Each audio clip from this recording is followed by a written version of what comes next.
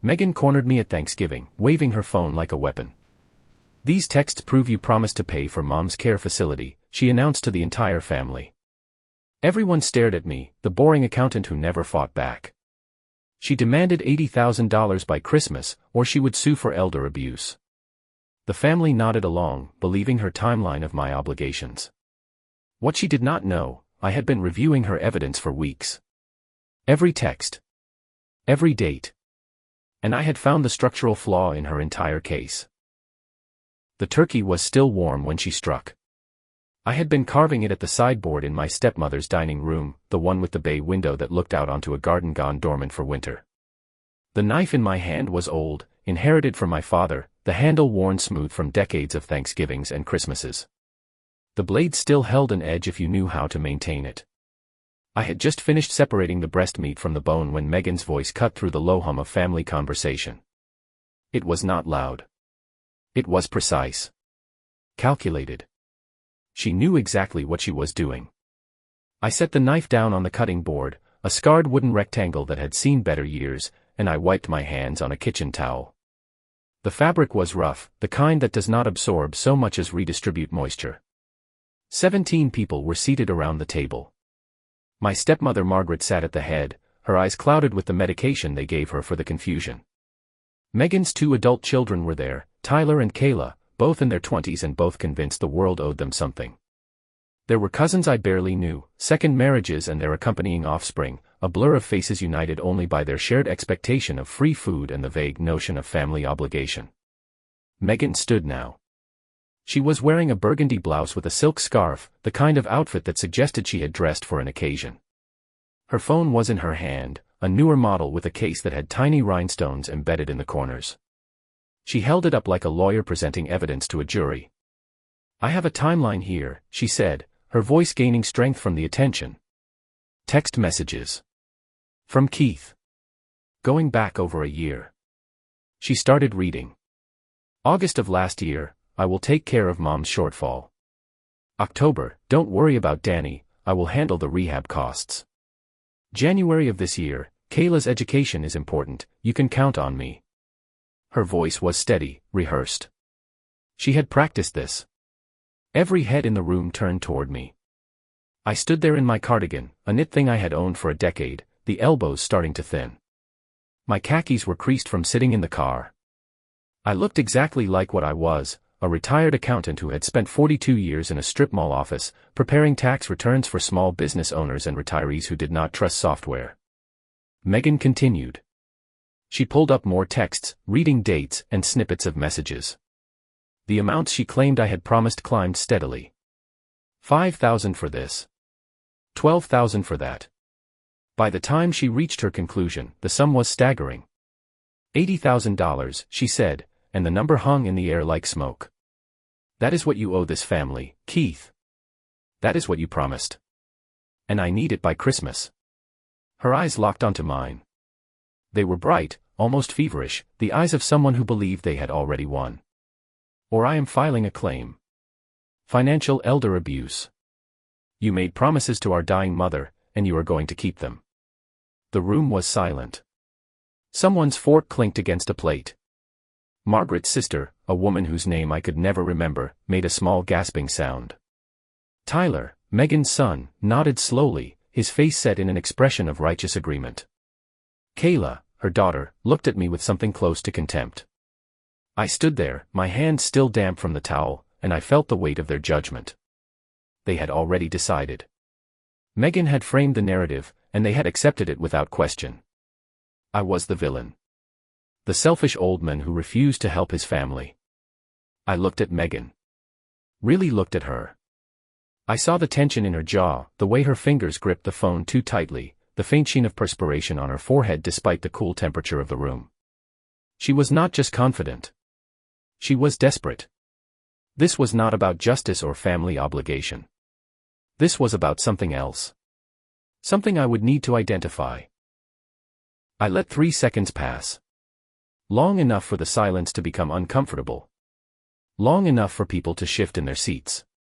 Then I spoke, my voice quiet and level, the same tone I had used for 4 decades when a client asked me a question I already knew the answer to. I will need to review my finances, I said.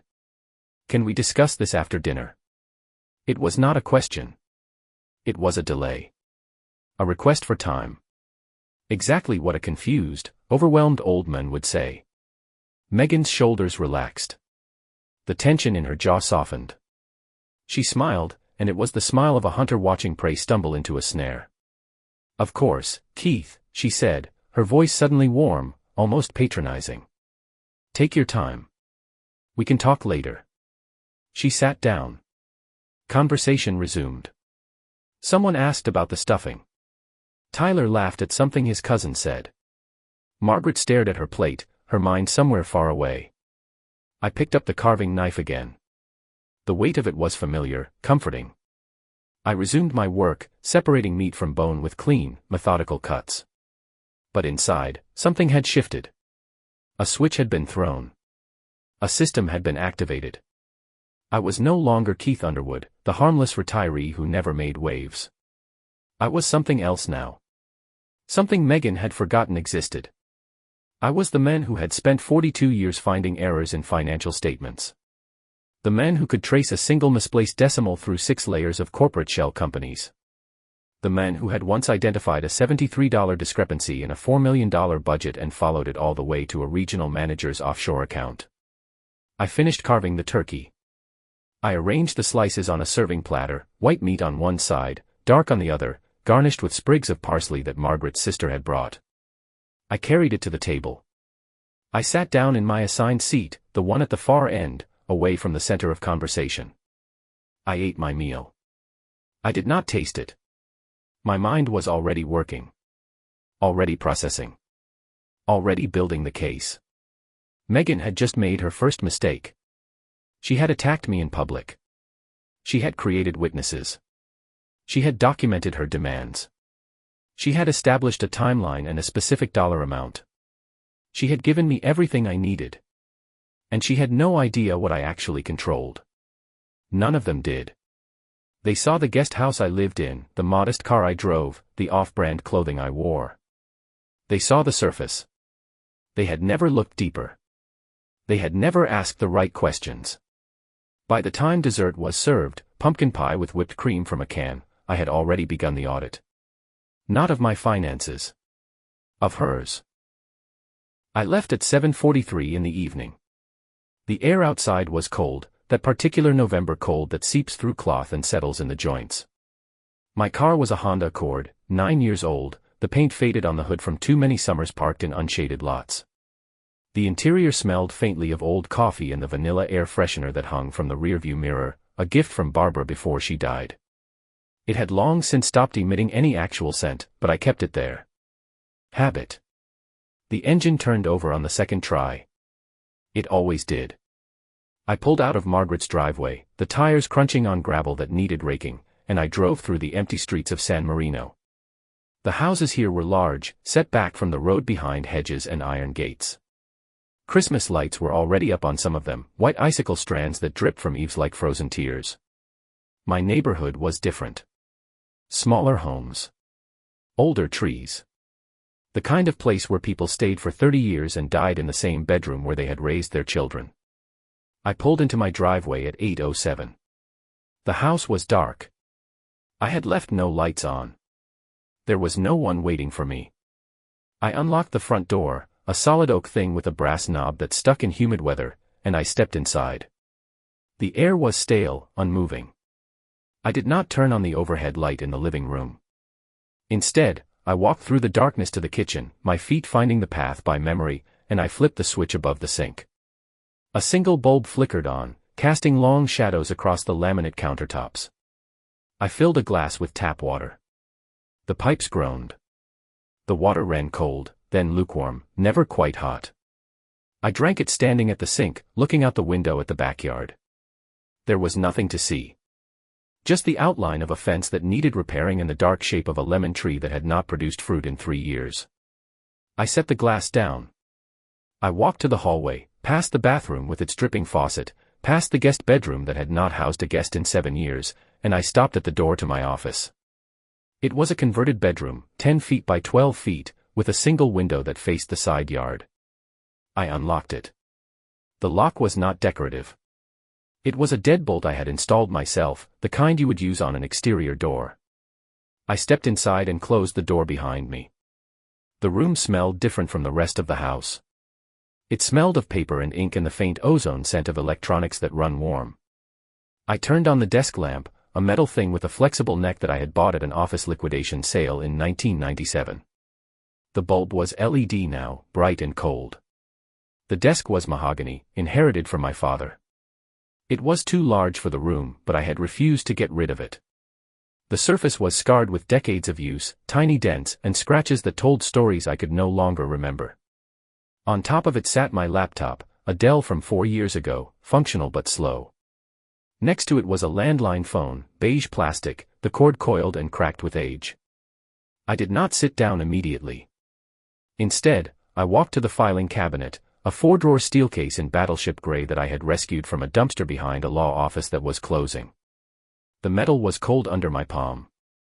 I pulled open the second drawer. It moved smoothly on tracks that I oiled twice a year. Inside were hanging folders in green and manila, labeled in my own handwriting with a label maker I had owned since the 80s. I found the one I needed. The tab read Underwood Family Trust 2003. I pulled it out. The folder was heavy, stuffed with documents.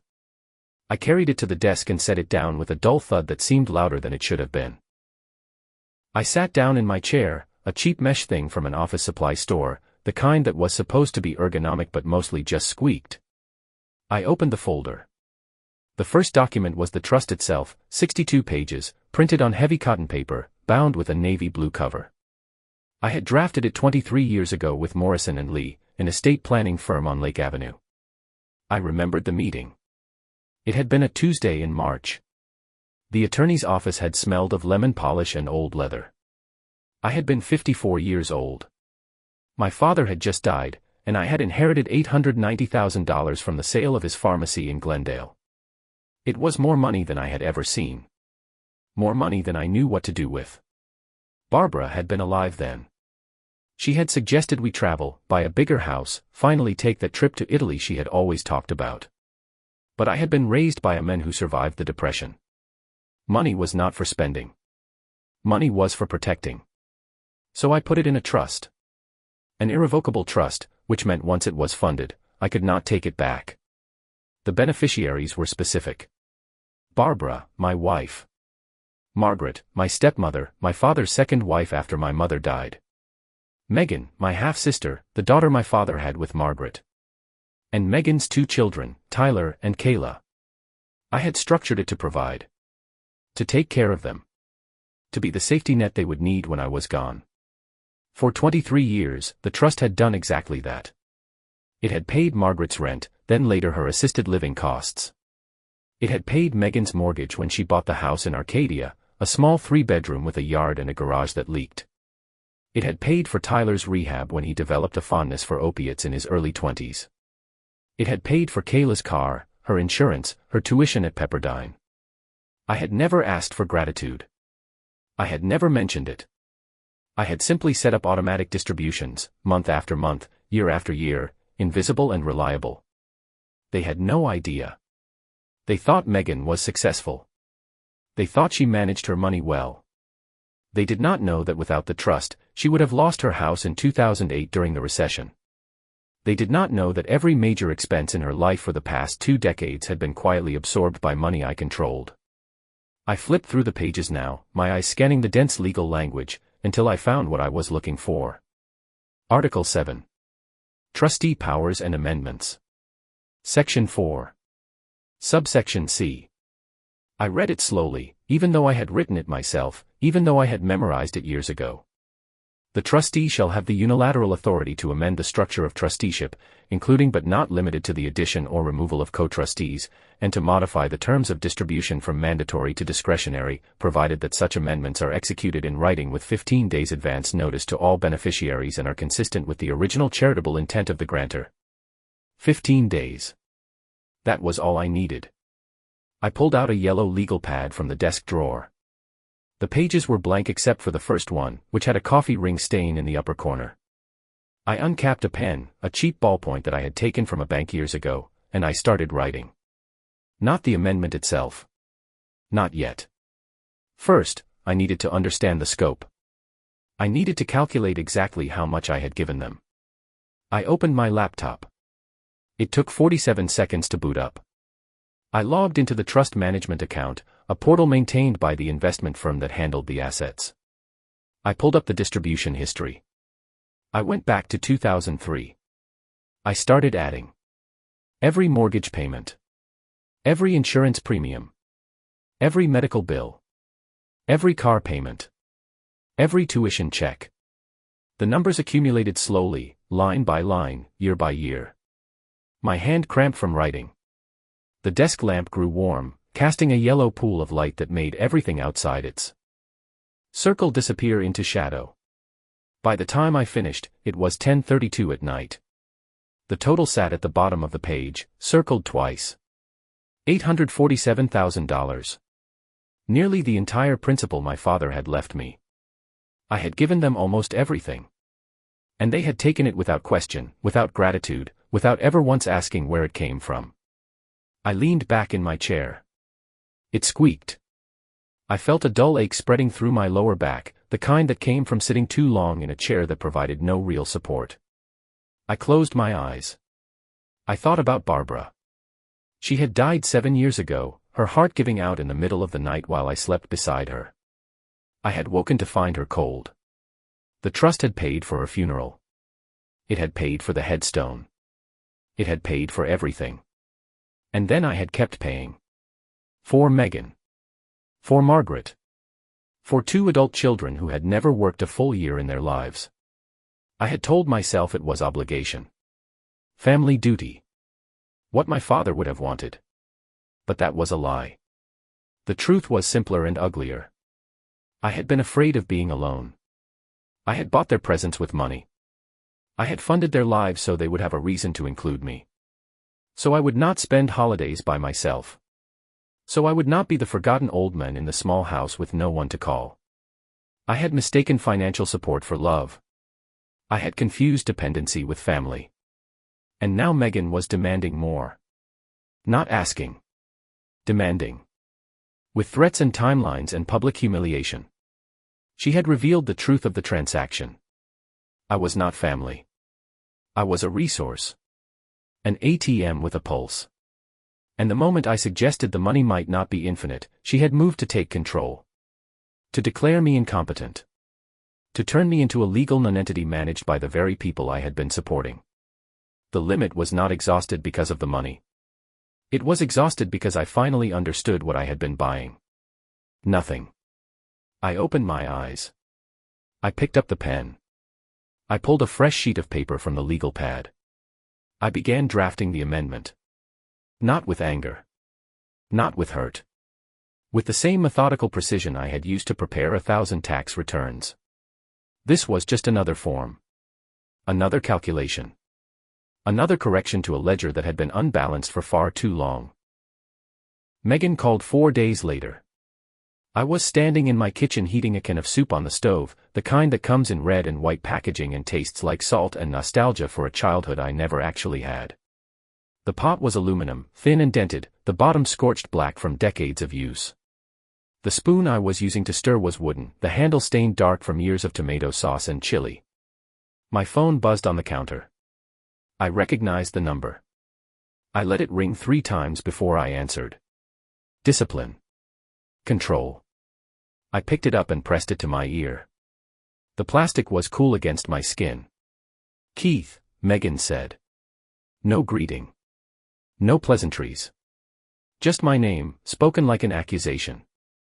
Have you thought about what we discussed? I stirred the soup. Small circles, keeping the motion even so nothing stuck to the bottom.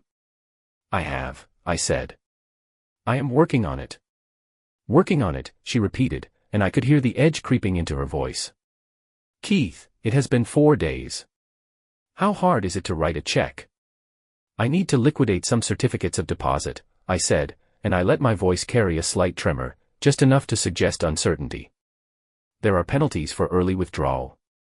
I am trying to minimize the tax impact. It was a lie, but it was the kind of lie that sounded exactly like something a cautious old accountant would say. There was a pause on the other end. I could hear her breathing, shallow and quick. I could picture her sitting somewhere, probably at her kitchen table, her phone pressed between her shoulder and ear while she did something else. She was recalculating. Adjusting her approach. Fine, she said finally. But I need an answer by December 15th. Final answer, Keith. Not maybes. Not I am working on it. A number and a timeline. Or my attorney files the paperwork. What paperwork? I asked, and I made sure to sound confused, a little lost. For the conservatorship, Keith, she said slowly, speaking to me the way you would speak to a child or someone very old. We talked about this. You are not managing your money properly. You need help. Someone to oversee things. To make sure you do not make mistakes. Understood, I said quietly. December 15th. She hung up without saying goodbye. The line went dead with a soft click. I set the phone down on the counter. I turned off the burner. The soup was ready, bubbling at the edges, but I was not hungry anymore. I poured it into a bowl anyway. The ceramic was chipped at the rim. I carried it to the table and sat down. I ate mechanically, spoon to mouth, swallow, repeat. The soup was too hot. It burned the roof of my mouth, but I kept eating. I needed the routine. The normalcy. The act of performing the basic maintenance of staying alive. December 15th. 3 weeks away. She had given me a deadline. She had made a specific threat.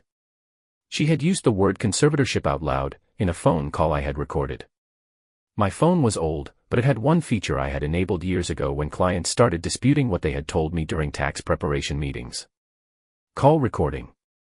Every incoming and outgoing call was captured and stored. It was legal in California as long as one party consented. I was one party. I consented. I finished the soup. I rinsed the bowl in the sink, the water running cold because I was too impatient to wait for it to heat. I dried it with a threadbare towel and put it back in the cabinet. Then I went to my office. I sat at my desk and I played back the recording. Megan's voice sounded tinny through the laptop speakers, but every word was clear. For the conservatorship, Keith. You are not managing your money properly. You need help. I saved the file. I labeled it with the date and time. I moved it to a folder I had created called Documentation. Then I returned to drafting the trust amendment. I had been working on it for 3 days, refining the language, making sure every clause was airtight. I was not rushing. Rushing led to errors. Errors led to challenges. I needed this to be perfect. By midnight, I had a complete draft. 7 pages. Single-spaced. I read through it twice, checking for ambiguities, for loopholes, for any language that could be contested. I found none. I saved it. I backed it up to a flash drive I kept in the desk drawer, an old device with barely enough storage, but it worked. Then I shut down the laptop and I sat in the dark. The room was cold. I had not turned on the heat. I could see my breath in the air, faint wisps that disappeared almost immediately. My knees ached. My back ached. My hands were stiff from typing. I was 65 years old and I felt every year of it. But my mind was clear. Sharper than it had been in years. I was doing what I had been trained to do. I was building a case. 2 weeks passed. Megan did not call again. I knew she would not. She had set her deadline. Now she was waiting to see if I would comply. She believed she had leveraged me into a corner. She believed that her timeline of texts, her threat of legal action, her public humiliation at Thanksgiving had been enough to break me. She was wrong. On December 14th, the day before her deadline, I called her. I used my landline. No recording this time. This was theater. She answered on the second ring. Keith, she said, and I could hear the satisfaction in her voice. She thought I was calling to capitulate. I need to meet with you, I said. In person. Tomorrow. I want to discuss the details. There was a pause. She had not expected this. She had expected me to simply transfer money. To quietly comply. To disappear back into my role as the invisible provider. Where? She asked. Your place, I said. If that works. I would rather do this privately. Not at Margaret's. I do not want to upset her. That was the hook. The suggestion that I was ashamed. That I wanted to keep this quiet. That I was surrendering. Of course, Megan said, her voice warming. Come by at 2 in the afternoon. We can talk it through. I will have everything ready. Everything ready. She was going to prepare documents. Evidence. A presentation. She was going to treat this like a negotiation she had already won. Perfect, I said. I will see you then. I hung up. I sat at my kitchen table with a cup of tea I had forgotten to drink, the liquid gone cold and bitter. Outside, the sun was setting. The light coming through the window was orange and weak, filtered through smog and the branches of the lemon tree that never produced fruit. I had set the appointment. I had agreed to meet on her territory. I had played the part of the defeated old man who was ready to discuss terms. And now I had less than 24 hours to make sure that when I walked into her house, I was not just carrying an explanation. I was carrying the end of the game. I went back to my office. I printed the trust amendment on clean white paper, 24-pound stock, the kind used for legal documents. I printed 3 copies. I put them in a leather folder I had not used in years, the kind with a zipper that was stuck from disuse. I forced it open. The leather was cracked and dry. It smelled faintly of mildew. I loaded the documents inside. Then I made a phone call. Not to Megan. To Morrison & Lee, the estate planning firm. I asked for an emergency appointment. They had an opening at 9 the next morning. I took it. I went to bed that night at 11:15, but I did not sleep. I lay in the dark, staring at the ceiling, listening to the house settle around me. The furnace clicking on and off. The refrigerator humming in the kitchen. The creak of wood contracting in the cold. I thought about my father. He had been a pharmacist, a man who measured everything in precise doses. Too much and you poisoned someone. Too little and you failed to cure them. He had taught me that. Precision. Measurement. The importance of getting the numbers exactly right. I had spent 42 years applying that lesson. And now I was going to apply it one more time. Not to a tax return. Not to a financial statement. To a family that had mistaken my silence for permission. My generosity for weakness. My patience for surrender. I was going to show them what happened when an accountant finally balanced the books. I arrived at the law office at 8:53 in the morning. Morrison & Lee occupied the second floor of a building on Lake Avenue, the kind of structure built in the 70s with brown brick and narrow windows that never opened. The lobby smelled of carpet cleaner and the faint staleness of air that had been recirculated too many times. I took the stairs. My knees protested on the 3rd step, a dull grinding sensation that I ignored. The door to the office was glass with the firm name etched in gold lettering that had begun to flake at the edges. I pushed it open. The receptionist was a woman in her 40s with reading glasses on a chain around her neck. She looked up from her computer and smiled the professional smile of someone paid to be welcoming. "Mr. Underwood," she said. "Mr. Lee is ready for you." She led me down a hallway lined with framed diplomas and photographs of the partners shaking hands with people I did not recognize. The carpet was beige and worn in a path down the center. We stopped at the last door on the left. She knocked twice and opened it without waiting for a response. Daniel Lee was standing behind his desk, a broad expanse of cherry wood that looked expensive but was probably veneer. He was in his 60s, gray hair combed straight back, wearing a suit that fit him the way suits fit men who have them tailored. He extended his hand. "Keith," he said. "It has been a long time." 7 years, I said. We shook. His grip was firm but not aggressive. Professional. He gestured to a chair. I sat. The leather was real, worn soft in the seat. He sat across from me, folding his hands on the desk. "Your message said it was urgent." "I need to execute an amendment to the Underwood Family Trust," I said. I pulled the folder from my lap and slid it across the desk. He opened it. His eyes scanned the first page, then the second. His expression did not change, but I saw his jaw tighten slightly. "This is significant," he said. "You are adding co-trustees and converting all distributions from mandatory to discretionary." "Yes." He looked up at me. His eyes were sharp, the eyes of a man who had spent decades reading contracts and finding problems. "May I ask why?" "My half-sister is attempting to establish a conservatorship over me," I said. "She is claiming I am mentally incompetent. She plans to take control of my assets.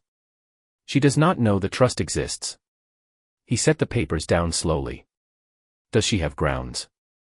"No," I said. "I am of sound mind. But she has fabricated evidence and hired an attorney. She has given me a deadline. Today. She expects me to pay her $80,000 or she files the paperwork." He leaned back in his chair. It creaked softly. "And this amendment," he said, tapping the papers. "This is your response." "This is my correction," I said. "The trust has distributed over $800,000 to her and her children over 23 years. She has treated it as an entitlement. I am reclassifying it as discretionary and adding fiduciaries who will ensure distributions serve the trust's purpose, not her demands." He studied me for a long moment. Then he nodded. "I will need to review this in detail, but the language appears sound." "You drafted this yourself?" "I did." "Of course you did," he said, and there was something like respect in his voice. "When do you need this executed?" "Today," I said. "This morning. Before I meet with her at 2 this afternoon." He checked his watch. "That gives me 4 hours. It will be tight, but it is doable. I will need you to sign in front of a notary. We have one on staff. I will prepare certified copies. 3 should be sufficient." "3 is perfect," I said. He stood. "I will get started immediately. Wait here." He left the room, taking the folder with him. I sat in the leather chair and I waited. The office was quiet except for the muted sound of traffic from the street below and the occasional murmur of voices from other rooms. There was a window behind the desk. Through it, I could see a slice of sky, pale gray and overcast. It looked like rain. At 11:42, Daniel Lee returned. He was carrying a different folder, this one burgundy with the firm's name embossed in gold on the cover. Inside were the amended trust documents, printed on heavy paper, each page initialed and flagged with colored tabs. "This is ready for signature," he said. "Our notary is waiting in the conference room." I followed him down the hall to a room with a long table and chairs that matched the ones in his office. A woman in her 50s was waiting, a notary stamp and logbook on the table in front of her. I sat. She verified my identification, a driver's license that had a photograph of me from 6 years ago when I still had more hair. I signed where she indicated. My hand was steady. The pen was a heavy roller ball that left thick black lines.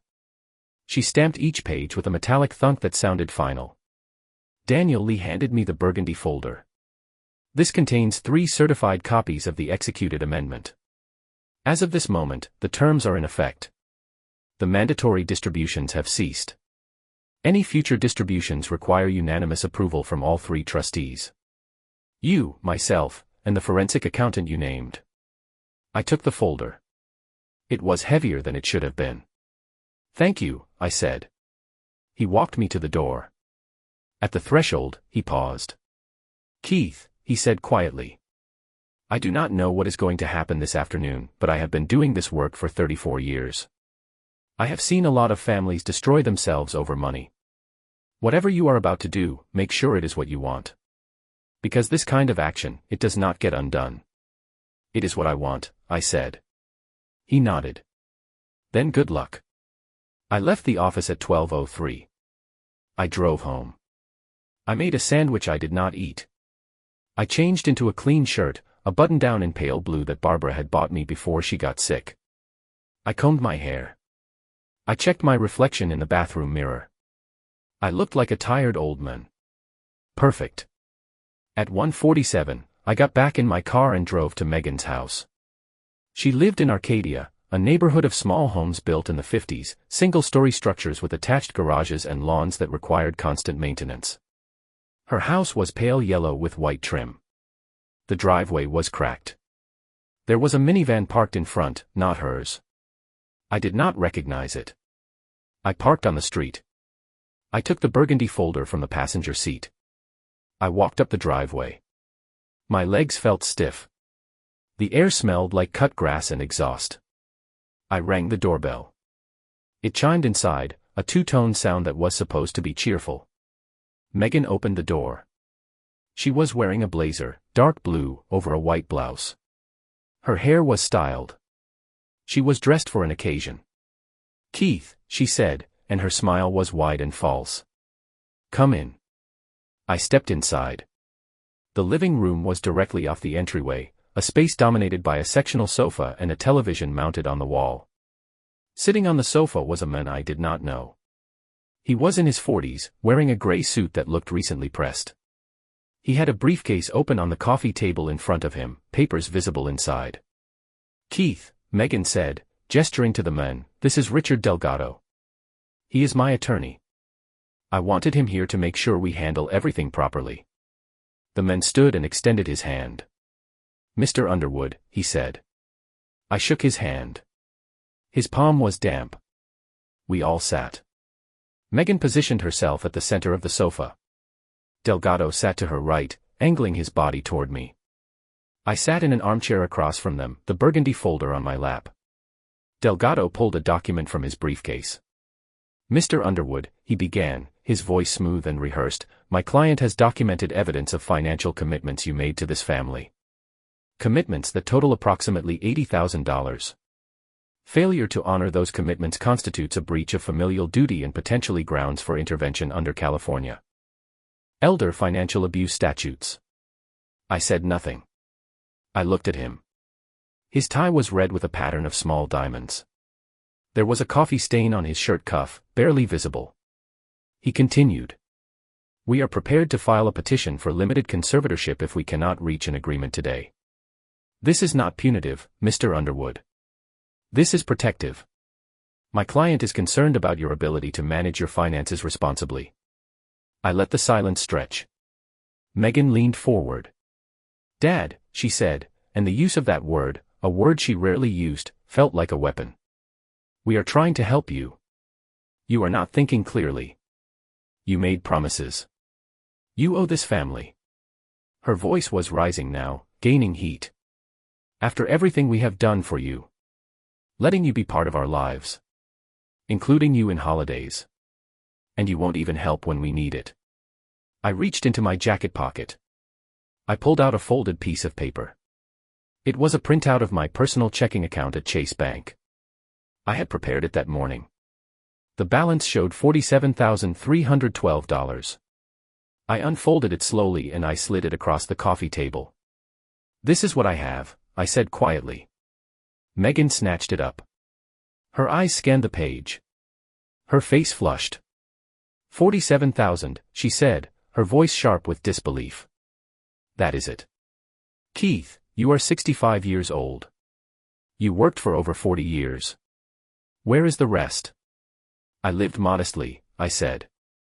"This is unacceptable," she said, and now she was standing. "You are lying or you are incompetent. Either way, you are not capable of managing your own affairs." She turned to Delgado. "File it. File the petition." He hesitated. "Mrs. Walsh, perhaps we should." "File it," she snapped. "Today. I want it filed today." She turned back to me. Her face was twisted with something that looked like rage but smelled like desperation. "You are done, Keith. You are done making decisions. Someone responsible is going to take over. Someone who actually cares about this family." Delgado closed his briefcase with a click. He stood. "I will prepare the paperwork this afternoon," he said to Megan. Then he looked at me, and there was something apologetic in his eyes. "Mr. Underwood, you will be served within 72 hours. I recommend you consult an attorney." He walked out. I heard the front door open and close. Megan stood in the center of her living room, her chest rising and falling rapidly, her hands clenched into fists. I stood. I picked up the burgundy folder from where I had set it beside my chair. I looked at her. Really looked at her. I saw my father's eyes. My father's jawline. I saw the child he had doted on, the daughter he had tried to give everything. And I saw what she had become. "Megan," I said quietly. "I will see you very soon." I walked out. I got into my car. My hands did not shake as I started the engine. I drove away from her yellow house with the cracked driveway, and I felt nothing except the cold certainty that the system had logged the error and the correction protocol was now running and there was no way to abort it. Megan called me 3 days later. Her voice on the phone was different now. Not performative. Not confident. There was a brittleness to it, a thin veneer over something frantic. "Keith," she said. "We need to talk. In person. Today." "Why?" I asked. "Just come over," she said. "Please. It is important." The word please. That was new. I agreed to come at 4 in the afternoon. I knew what this was. Delgado had received the service copy of the trust amendment. I had made sure of it. Daniel Lee had sent certified copies to all parties of interest, including any attorney of record for the beneficiaries. Megan now knew the trust existed. She did not yet understand what it meant. I drove to her house under a sky that threatened rain but delivered nothing. The air was heavy, thick with moisture that never condensed. My shirt stuck to my back. The steering wheel was slick under my palms. I parked in the same spot I had used 3 days earlier. The minivan was gone. Megan's car, an older sedan with a dent in the rear bumper, was parked crooked in the driveway, one wheel up on the curb. I walked to the front door carrying the same burgundy folder. I rang the bell. She opened it immediately, as if she had been standing there waiting. She looked different. Her hair was pulled back in a messy ponytail. No makeup. She was wearing sweatpants and a t-shirt with a stain on the front. Her eyes were red, the lids swollen. She had been crying. "Come in," she said, and her voice was small. I followed her into the living room. The space looked the same but felt different. The curtains were drawn. The television was off. There were papers scattered across the coffee table, legal documents with highlighted sections, sticky notes in the margins covered with Megan's handwriting. She did not sit. She stood in the center of the room, her arms wrapped around herself, her shoulders hunched. "Keith," she said. "What is this?" She picked up one of the documents from the table. It was the trust amendment. Her hands were shaking. "What is this trust? Why did I not know about it?" "You never asked," I said. I sat in the same armchair I had occupied 3 days earlier. I set the folder on my lap. I watched her. She stared at the paper as if it were written in a language she could not read. $800,000, she whispered. "It says here $800,000. Over 23 years. That was you. That was all you." "Yes. My mortgage," she said, looking up at me now, her eyes wide. "My car. Tyler's rehab. Kayla's school." That was. "It was from the trust," I said. "A trust one established in 2003 with money my father left me. You were a beneficiary. You have been receiving distributions for over 2 decades. Why did you not tell me?" she said, and her voice was rising now, the shock giving way to something sharper. "Why did you let me think I was?" "What?" I said quietly. "Independent. Successful. Managing on your own." She flinched as if I had struck her. "You let me believe a lie," she said. "You let me think I was doing well. That I was providing for my family." "You were," I said. "With my money." Her face contorted. She looked like she wanted to scream, but instead she sank onto the sofa, the document still clutched in her hand. "Why are you telling me this now?" she whispered. "Because you tried to take control of me," I said. "You threatened me with conservatorship. You claimed I was incompetent. You demanded $80,000 and brought an attorney into your home to intimidate me. You did all of that believing I was weak and without resources. You were wrong." I opened the burgundy folder. I pulled out a second document, a summary I had prepared. A spreadsheet printed on standard paper, rows and columns detailing every distribution, every payment, every dollar that had flowed from the trust to her over 23 years. I set it on the coffee table between us. This is the accounting, I said. Every mortgage payment is listed.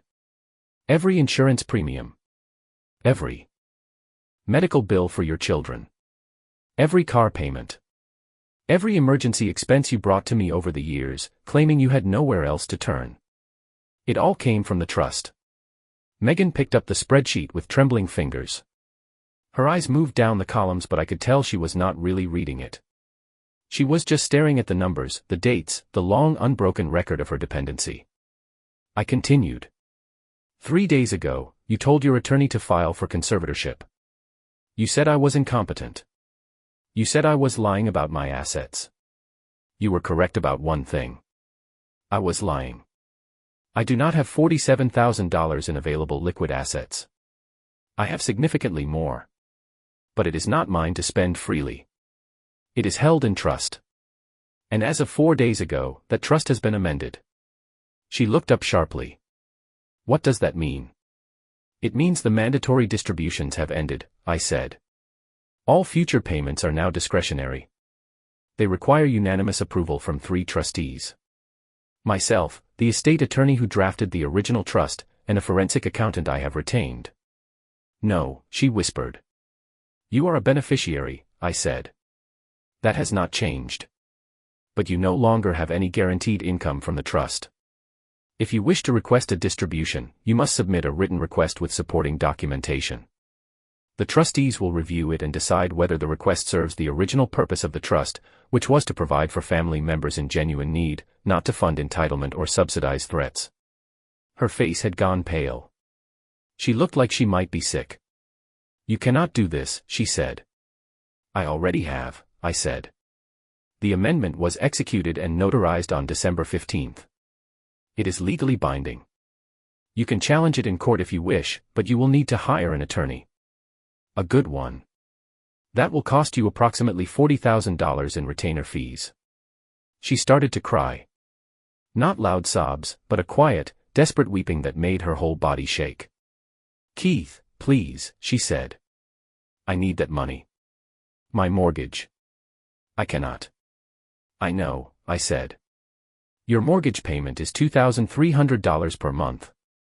The trust has been paying it since 2006. Without that distribution, you will default within 60 days. She looked up at me, her face streaked with tears, her expression a mixture of disbelief and horror. You are going to let me lose my house. I am going to let you face the consequences of your choices, I said. You came into my life 3 days ago with an attorney and a threat. You called me incompetent in front of witnesses. You tried to strip me of my autonomy. You did all of that because you believed I had no power. No recourse. You treated me like a resource to be extracted.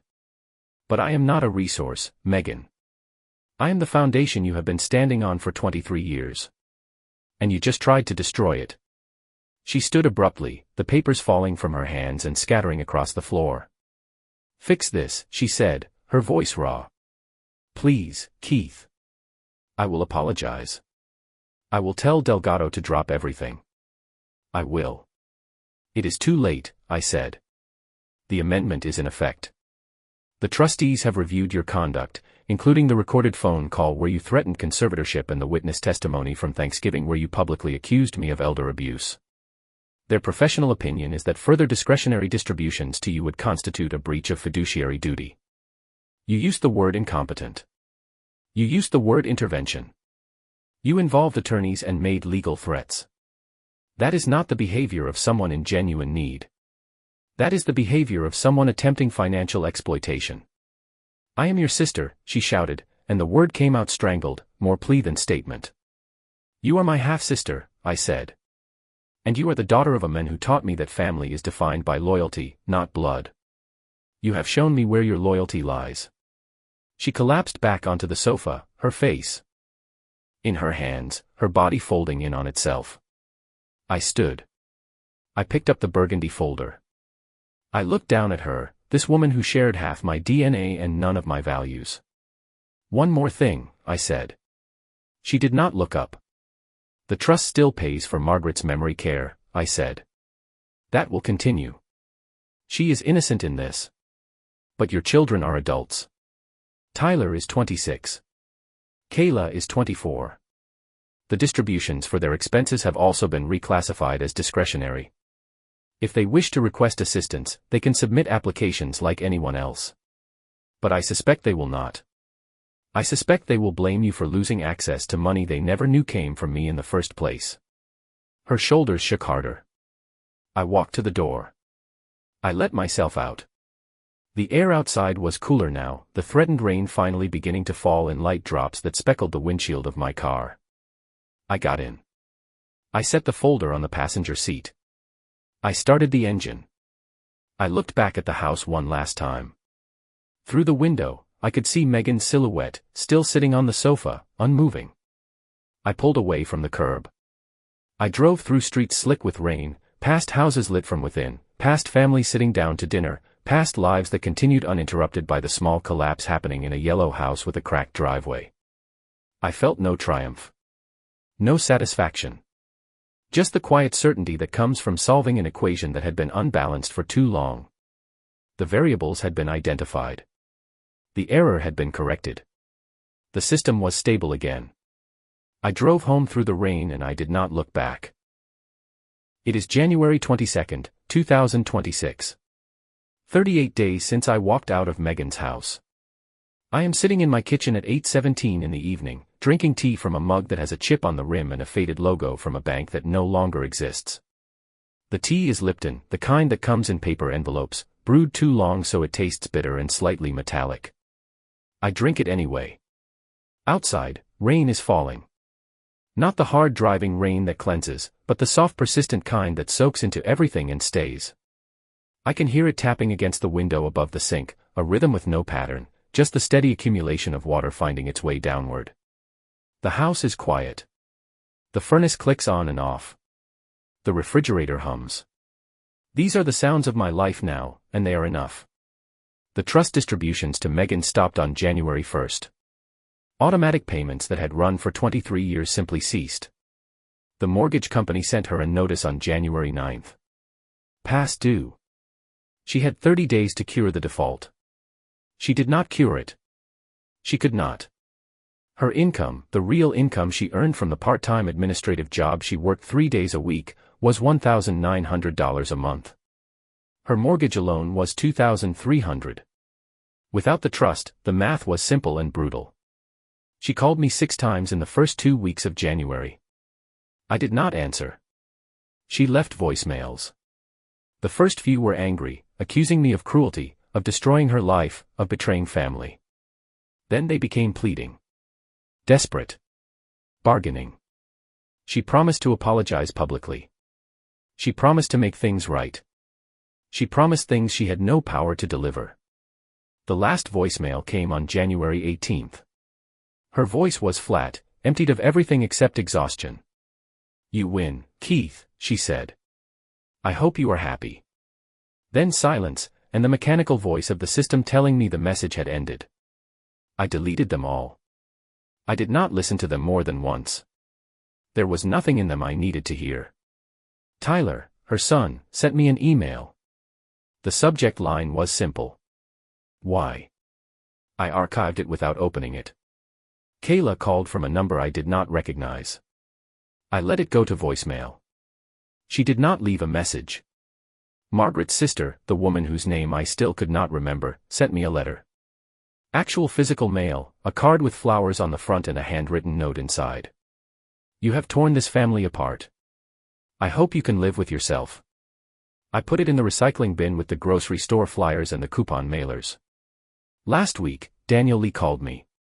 There was no emotion in his voice, just the flat delivery of information. Thought you should know. Megan listed the house for sale. Short sale. She is underwater on the mortgage. Even if it sells, she will walk away with nothing. Where will she go? I asked, though I already knew the answer did not matter.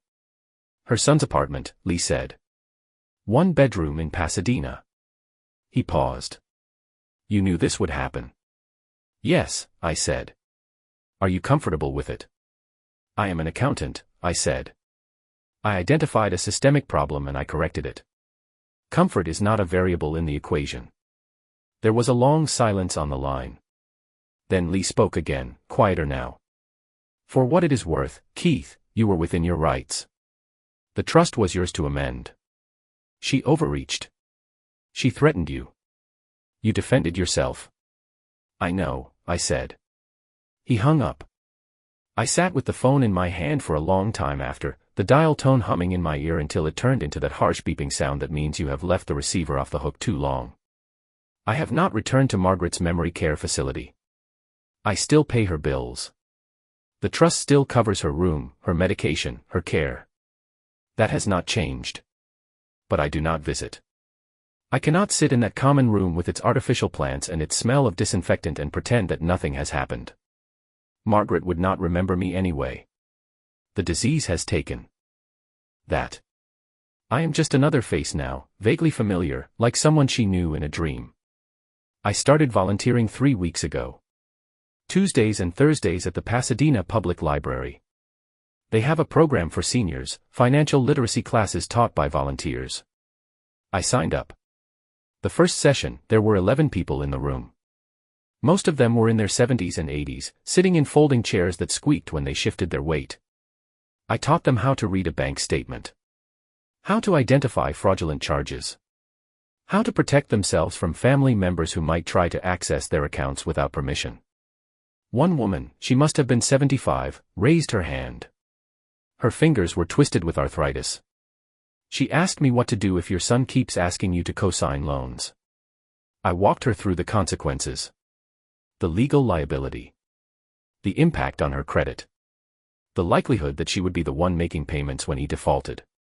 She nodded slowly, her eyes wet. I already knew, she said quietly. I just needed someone to tell me it was okay to say no. It is okay, I said. She did not co-sign. She called me 2 weeks later to tell me. Her son had stopped speaking to her. She was relieved. Tonight I made dinner. Not soup from a can, but actual food. Chicken breast, under-seasoned and slightly dry because I cooked it too long. Rice from a box. Frozen vegetables steamed in the microwave. I ate at the kitchen table, the same table where Barbara and I used to eat, back when the house felt full. The chair across from me is empty. It has been empty for 7 years. I have stopped expecting it to be otherwise. After dinner, I washed the dishes by hand. The sponge is old, the yellow surface worn thin and starting to tear. The water from the tap runs lukewarm, never quite hot enough to cut the grease. I scrubbed the plate, the fork, the glass. I set them in the drying rack, an old wire thing that sits beside the sink and leaves rust stains on the counter.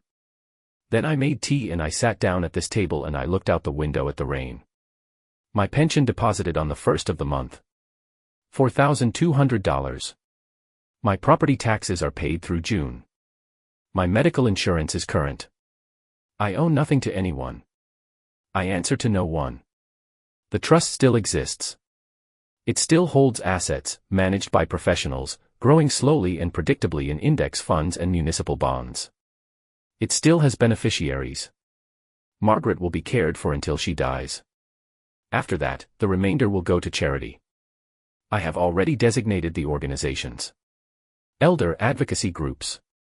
Legal aid for seniors facing financial abuse. Organizations that do the work I should have done decades ago, drawing boundaries, protecting the vulnerable from the people who are supposed to love them. Megan is not mentioned in the revised documents. Neither are her children. They have been excised cleanly, the way you would remove a line item from a budget that no longer serves its purpose. I do not think about them often. When I do, it is not with anger or regret. It is with the same detached curiosity I would feel reviewing a case study. A family system that collapsed under the weight of its own unsustainable assumptions. A correction that was overdue. I take another sip of tea. It has gone lukewarm, the bitterness intensified. I drink it anyway. Outside, the rain continues. The lemon tree in the backyard sways slightly in the wind, its branches heavy with leaves but still no fruit. It has not produced in 3 years. I keep meaning to cut it down, but I have not. Maybe next spring. Or the one after that. There is no urgency. I have time. I am 65 years old. My knees ache when I climb stairs. My back stiffens if I sit too long. My hands are spotted with age, the skin thin and papery. But my mind is clear. Sharper now than it has been in years, honed by purpose, by the necessity of precision. I spent 4 decades helping people navigate the tax code, finding deductions, minimizing liability, making sure they kept what was theirs.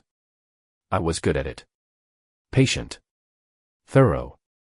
I treated every return like it mattered because it did. Numbers do not lie. They do not manipulate. They do not pretend to be something they are not. You add them correctly or you do not.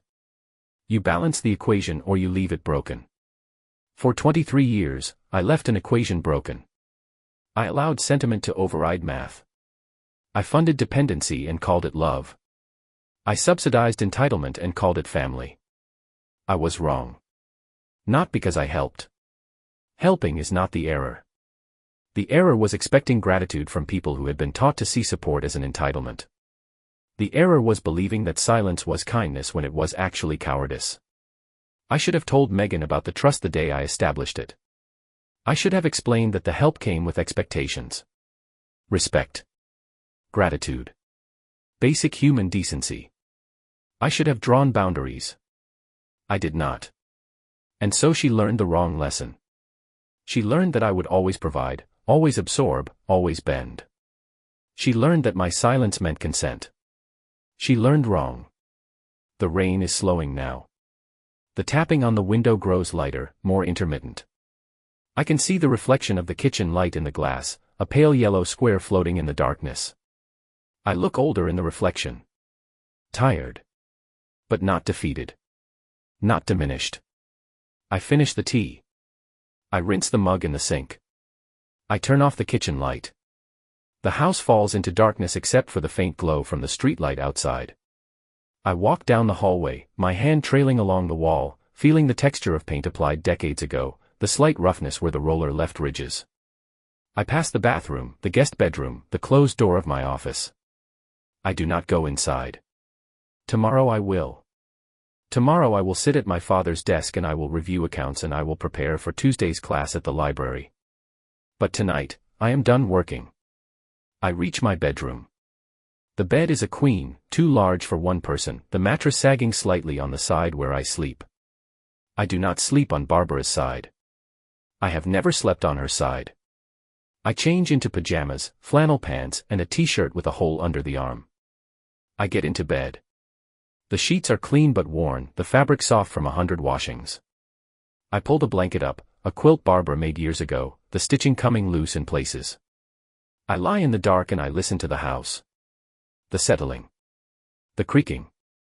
The small sounds of a structure that has stood for decades and will stand for decades more.